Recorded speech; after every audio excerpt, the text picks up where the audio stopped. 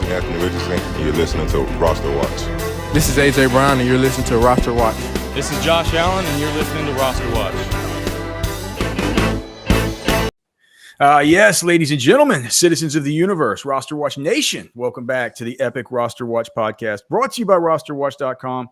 I'm Alex Dunlap here with Cody Carpentier and the Trashman as we are sitting here in this shared Google Doc for the Week 3 Waiver Wire cheat sheet that'll be up at RosterWatch.com.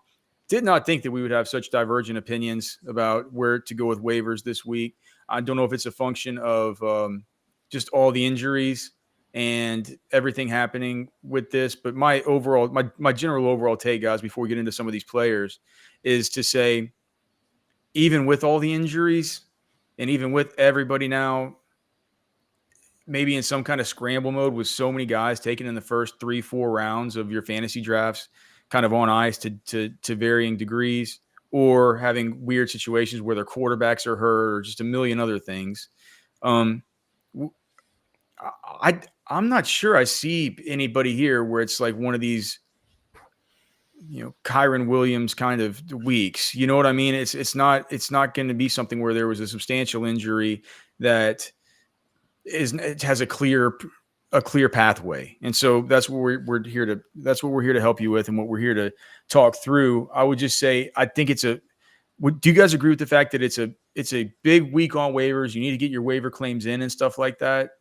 And you need to take your shots on some of these guys, but I don't see it as a big spend up week. I think that if you go into this week and spend up, it feels like there could be a lot of fool's gold. And I think it's better this week just to maybe prospect on some of these guys and maybe not take a big stand with any of these 30-35% bids. I do feel that if you've gone at 0-2, maybe taking a shot at a DeMarcus Robinson player like that who could have, a lot of value over the next, 3-4 weeks,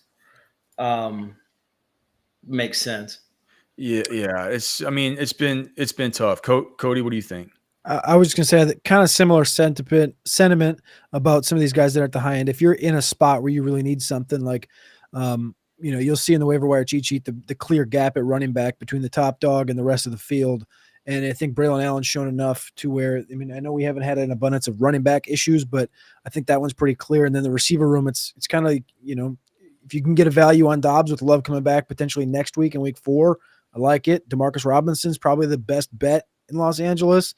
And then in the other Los Angeles with the Chargers, it's like, what are we doing with Quentin Johnston, which is feels like the biggest elephant in the room right now after he scores 2 touchdowns this past weekend.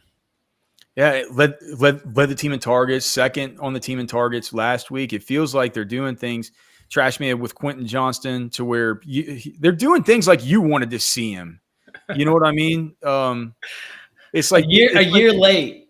Yeah, well, here's the thing, dude. What we always said, he's kind of got bad hands and bad ball tracking ability. He just does. I couldn't believe he caught that touchdown on the 9 route this last week. That was such an un-Quentin Johnston-like catch. Prototypical drop. He at least showed he could catch it, though. I like this stuff where they're just getting the ball and let him be the yards after catch guy that he was.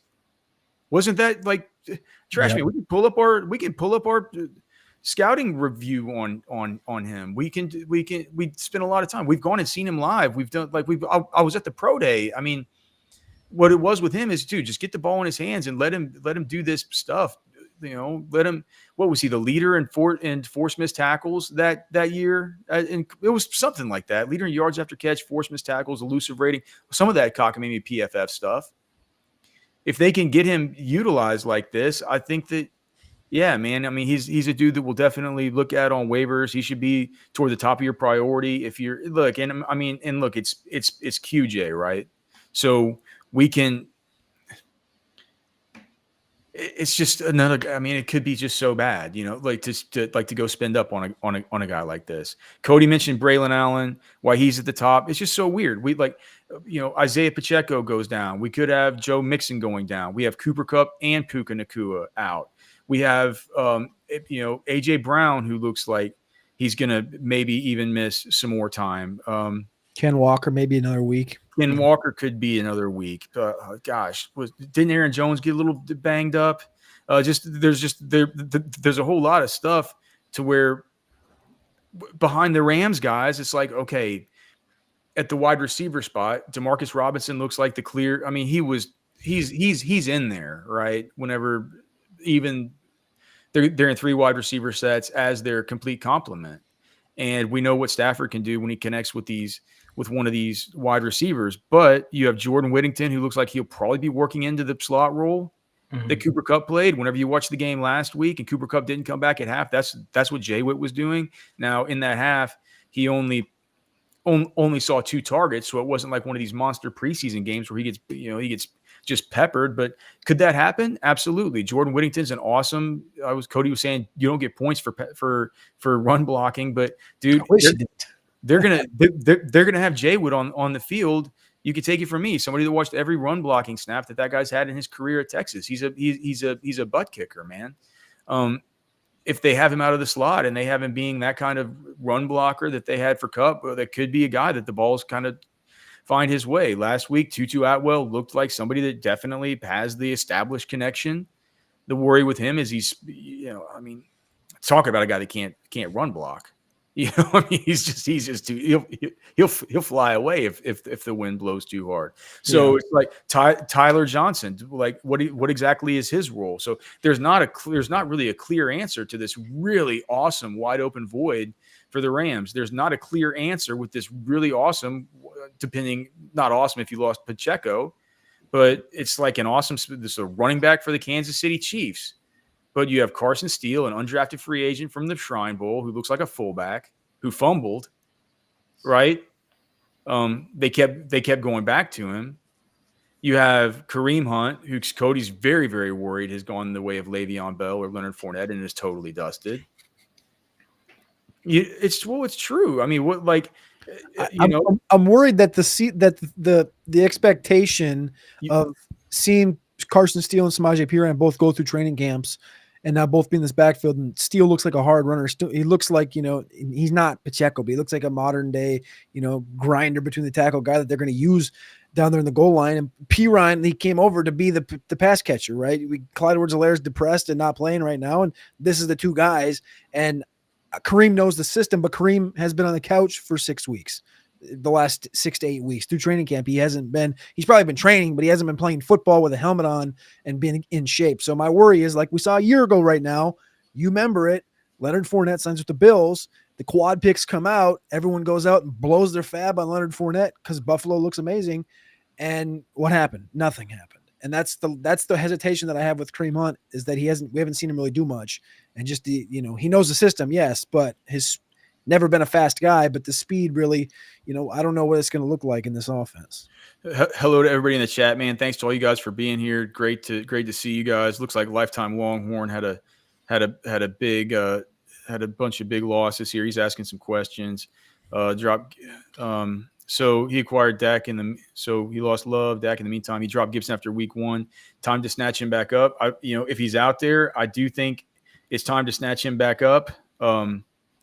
Now, do you do it instead of a guy like Hunt? We kind of have those guys close. And I think that, Cody's point is, shouldn't Gibson be at least like, gosh, I'm looking at this like, he should be switched with like Bucky Irving here.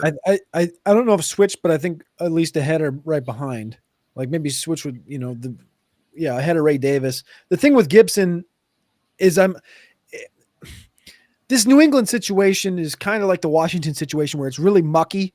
And we think we maybe know where everything's going, but we really don't in totality of like where New England's at right now. Like I talked about Polk before the show. Hunter Henry leads them in targets. That was Gibson's first 100 total yard game since September 2022. Before that, it had been another calendar year. So he's had, one 100-yard game in the last 3 calendar years. And the efficiency was off the charts this last weekend. And I just don't know what that looks like on the double down standpoint. He also had 1 receiving yard, which is where we usually expect Gibson to make his hay. So I don't know what the rushing looks like for Gibson you would think he earned more with that last performance, right? Yeah. Oh, yeah. But I think it's going to be him and Ramondre kind of being, I think both love that. I think both those guys are going to stay involved. That's why I worry about Polk and Douglas and all the, like, I don't know. Maybe things will change once they're eventually going to get Drake May in there. I don't think they're going to do it until they know that, it's not going to be something where it's like they can put him in there and kind of ruin the guy. Like we're seeing, I hope Bo Nix isn't being ruined, but you can see things going kind of like that for him. Lifetime Longhorn, how are you, brother? He's asking, am I replacing Parkinson with Hunter Henry? What's the bid for Henry? $12-$17 range. Yeah. I would stand put. Yeah. I mean, I think I wouldn't wait. I wouldn't stick my money out there. I would keep the better guy on the better offense. we have them both kind of high up on the waiver wire cheat sheet. We have Hunter Henry a little bit higher just because, gosh, he'd love talk about a guy that looks revitalized. But I think you can stand pat and save that fab money, man. I think Cody's right on that one. So yeah, the guy at the very top though is Braelon Allen. That for us is just because Braelon Allen is looking like he could. I don't think he's going to have true standalone value, but I think in a super duper pinch, you could be able to play him and hope that he gets a spike week like last week. But if anything were to happen to Breece Hall, all of a sudden you have a guy that is a weekly top 7, top 8 running back in the projections. That's just the way it's going to be, right?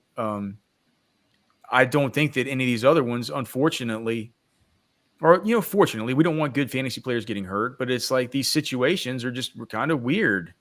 They're kind of weird and kind of whack. I think that Braelon Allen, if he's out there in your league, certainly if you have Breece Hall, should be the top pickup. Mm-hmm. Yeah. But it's just so wild in a week with all these injuries. We're just talking about a regular old random kind of, non-big week type of name. This is what we do in waiver weeks that aren't very big, right? People are going to take Carson Steele and Samaje Perine and all this stuff, and they're going to put their chips on the roulette wheel and just hope they get the guy that hits. And I don't know whether it's going to be a spot where it's maybe that's better. I don't know. Like, what do y'all think? I mean, obviously you guys placed him on here. You went through your edits and placed him there. I looked at it and I'm like, oh, well, that makes sense to me when I'm just looking over it. But do you want to explain if I explained your rationale correctly? I'm not sure that I have. For Braelon? Yeah. Yeah, for Braelon, for me, it's the most talented player on the list. I remember 8 months ago making the case for him to be the RB1 in the class, and he's showing you. I thought this last week he showed us kind of why that was. I know it's kind of a spike week and people can see you're chasing touchdowns. He scored 2 of them in this game for the Jets, but very rarely do we see a rookie trusted with Aaron Rodgers in an Aaron Rodgers offense. And he got 7 carries. Breece Hall had 14. I don't expect that to be a split like that every single week, a 66-33 split every single week. But even if it's a 70-30, 75-25, and the fact that they believe Braelon Allen as the number 2 clear cut in this backfield, when they play in a very similar, almost like 1-for-1 type of roles. And Braelon Allen, as kind of donkish as he looks in the receiving game, he's been efficient. He's gotten it done on the field. He's looked fine on the field. Yeah. When he gets it done, he gets it done. So for me, it's the most talented player available.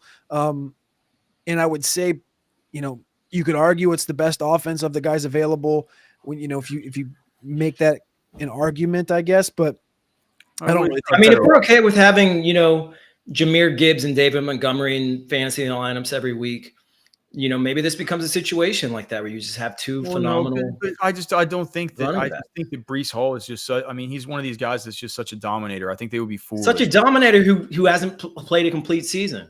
But they understand health. That's the thing, is they understand health in New York. And if the efficiency's there, like, Breece Hall and Braelon Allen combined for 21 carries and 100 yards, it's like, that's pretty efficient. If they can keep both guys healthy, we've heard for the last couple of years at the combine how these GMs speak about, we need more running backs, we need more running backs, we need more running backs. And the Jets went out and got 2 of them in Isaiah Davis and Braelon Allen. They still have Abanikanda. It's like, they understand exactly what they want. They want this 210, 220-pound running back. Braelon Allen's a little heavier than that at times, but like, they know what they want. And if they want these 2 guys to split the load, even though it's not a 50-50, like 70-30 split between these 2 guys, I think is very efficient. Gibbs Montgomery argument's very good one, I think, for it. Obviously, they're not going to have, maybe that output that we see out of Gibbs and Montgomery in given weeks, but it's nice to see Braelon at least show what he can do whilst Breece Hall still gets 20 touches. RGQ saying he's out. He's 0-2 now with A.J. Brown out. His bench is like Jaden Reed and Keon Coleman and Brandon Cooks and stuff. Who can he pick up now on waivers to potentially help him right now? I think the best right now guy would be Robinson. Yeah. Maybe Quentin. I mean, it's like right now we don't know if Jordan Love's back this week for Dobbs, and that's going to be an up. And I think, judging on the week 1 route participation rate and the target rate with Jordan Love, Dobbs does look like the technical wide receiver 1 on that team. And so I think, down the stretch, he could help you, and he maybe deserves consideration in that tier, as much as I hate to say it. But if you need to win, hold on, let me make sure. Let me pull up the matchup tool. I just put the matchup tool up. I don't even have this week's Titans matchup. and the Vikings next 2 weeks. What? Titans and Vikings next 2 weeks. So he's probably going to get L'Jarius and then Stephon Gilmore the next 2 weeks. Oh. But Gilmore's also 30, 33, 34. Yeah, but in week Love back when that game happens. But this week he'll get L'Jarius Sneed with Malik throwing the football, which I don't love, but I think I'd rather have DeMarcus this guy needs a win now. I mean, DeMarcus he's already got Jaden Reed on the roster. DeMarcus has San Francisco this week, and San Francisco oddly showing up as a top 10 matchup for opposing. Yeah, they haven't been great against the pass this far. Charvarius Ward on the matchup tool. Man, I can't wait till next week when the matchup tool gets so much better with the new data we can put in from the when we can start adding a little bit of schedule adjustment to it. Okay, so yeah, I would say pick up DeMarcus Robinson, brother. Anybody else you guys want to hit on here that you just think, Cody was mentioning Jalen Polk earlier, where I had to kind of talk him off the ledge about that, but obviously you like him. I think Juwan Jennings is in play to get picked up. Darnell Mooney, after what we saw yesterday, of course. The Colts guys probably are worth picking up. Josh Downs actually needs to be up here with all the rest of these Colts guys, I think. I still think, I tried to bring him up last week, but we didn't talk about him. And then Trashman had him in the garbage grab. I still think Jalen Naylor is a good play. He's the wide receiver 3 clear cut in this offense before the season even began. And then they've dealt with injuries, and there's no tight end really of consequence there. Johnny Munt and Josh Oliver have been targeted, but they're not good. So I think at least until Hawkinson comes back in, a handful of weeks, and until Addison and Jefferson are both healthy, Naylor's going to be a streamable guy any given week with the efficiencies that Sam Darnold shows. And then I think the other one is Brenton Strange at the tight end position in Jacksonville. This offense is, for some reason, putrid. I kind of blame Trevor Lawrence at this stage of the game for it, but they're not targeting Christian Kirk nearly as much. Gabe Davis hasn't looked great. Evan Ingram got hurt in pregame, and when you looked up at the fourth quarter last week to the Jacksonville Jaguars, Brenton Strange was just sitting there with 6 targets and 65 yards. So I think Strange is a guy that you can keep an eye on, and I kind of prefer him over. I kind of prefer him over a couple of these guys if Evan Ingram doesn't play. Trashman, anybody you want to highlight in particular before we play the game here? Drop them. We talked about a little bit before the show. Josh Reynolds in Denver. Josh Reynolds looking like the de facto number 1 receiver in Denver right now. Not a sexy pickup, but could end up paying off in the long run, especially in PPR format. With Josh Downs coming back, shouldn't we just move all these Colts down just a little bit? No. Well, what about Downs himself? Shouldn't he be up with the rest of them? With Downs coming back, shouldn't we be moving them all down a little bit? Yeah, but only if Downs is included. Yeah, well, look where Cody, look where Downs is on the sheet that you guys that y'all edited. I'll take blame for that. What? I mean, I said I'll take blame for that. Like, it's Pittman is still there.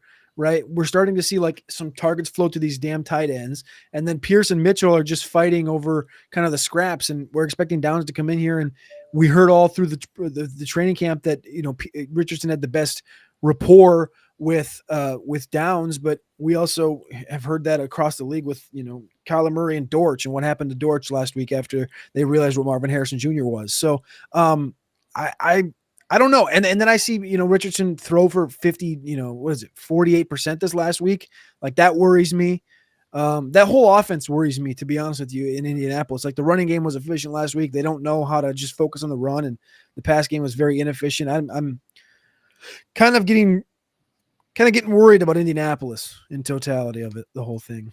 Yeah, they don't look good. All right, so I put all those three next to each other. They're in a range of like I'm not interested in any of those. I'm more interested in the Rams guys than I am the Indy guys. So Down why'd you put the Indy guys ahead of the Rams guys then? What? So then why'd you put the Indy guys ahead of the Rams guys? Well, I was just because that's where I just saw a.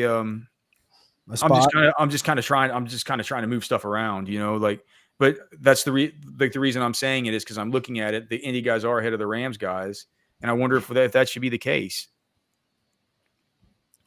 Wouldn't you rather put your fab in on one of these Rams dudes? I would rather play Jalen Naylor than any Colt and any Ram. I mean, as far as the Rams, we just don't know what we have for 1 week. We just don't know what we have in either, and like anybody behind Demarcus Robinson, to some extent, Tutu Atwell, Whittington. But we know Johnston. that the void is going to be open for longer than the void in Minnesota is going to be open. Disagree, because he's the clear-cut number 3 in that offense at the wide receiver position, and who's going to be less than a number 3 in the Rams? Huh? Who's going to be less than a number 3 in the Rams? Is the Rams offense been efficient this year? Does it? Yes. To answer your question that just coming out of your mouth, yes, the Vikings offense has been efficient. I thought you just asked if the Rams offense. You said Rams. No, I know, because that's what I said. You brought up the Rams, and I said Jalen Naylor was better than the Rams players outside of Demarcus Robinson. And that whole offense has been banged up. Jefferson, Addison, and Hawkinson doesn't even exist yet right now. And you said they're going to come back, as will the Rams. And I think Naylor's better than any of those Rams guys. I definitely agree that this week Naylor is a better play than any of those Rams outside of Robinson. Bingo. I agree with that. Okay, well, but what about over the course of the next 3 to 4 weeks? Well, we'll adjust it in the waiver wire. I want Naylor on my roster for the next 3 weeks before that bye. The bye comes in week 6 for the Vikings. They got Houston, Packers, Jets. 3 big games. I just think it's kind of hard to go in heavy on these Rams when we haven't really seen a game where we've kind of seen the distribution and like what's going to happen. But it's our job to try and project that. And I I project Naylor having, a better game than any of those guys this week. I think there's a pretty strong chance the Rams are 0-5 coming week 6. Okay. All right. Well, I mean, that's fine. Okay. So let's go to the thing here. Trashman, can you drop them? Some people asked about some of these dudes, and there were some people asking stuff on the site. All right. Can you drop him to pick up some of these other guys? Mike Williams. Yeah, you can drop him. Hold on, man. Let me shut this door to my studio. My stupid dog. You guys have me on giant tilt with this Rams thing for Jalen Naylor. I tried picking him up last week and nobody wanted to talk about him. And then Jacoby Myers, can you drop him? Hammered. You can drop him for Robinson or Allen, yeah. Chigo Okonkwo, yeah. Demario Douglas, yeah. You can drop him. I wrote one down here and I'm not even sure who this is. My handwriting is so miserable these days, man. Okay, so Michael Wilson. Yeah, you can drop him. Tyler Boyd. You can drop him. Marvin Mims. You can drop him. Whoa. Curtis Samuel. Yeah, you can drop him too. Bucky Irving. I wouldn't drop him. Not even for AC guys. Maybe. I think you would, based on the way that you've got the waiver stuff lined up. Yeah. But I'm trying to hold on to Irving where I can. Jaleel McLaughlin. You can drop him. Okay, here are the hard ones that came in. Rome Odunze. No. Zamir White. No. This is a doozy here, Trash Man. Can you drop Christian Kirk? No. You're positive of that? Yeah. He's been bad. I can understand why the person's asking. I can understand it too, but it just doesn't make sense compared to what he's been doing the last 2 years in that offense. And speaking of being bad, can you drop Chase Brown? Yeah. This is Anthony Richardson. You're listening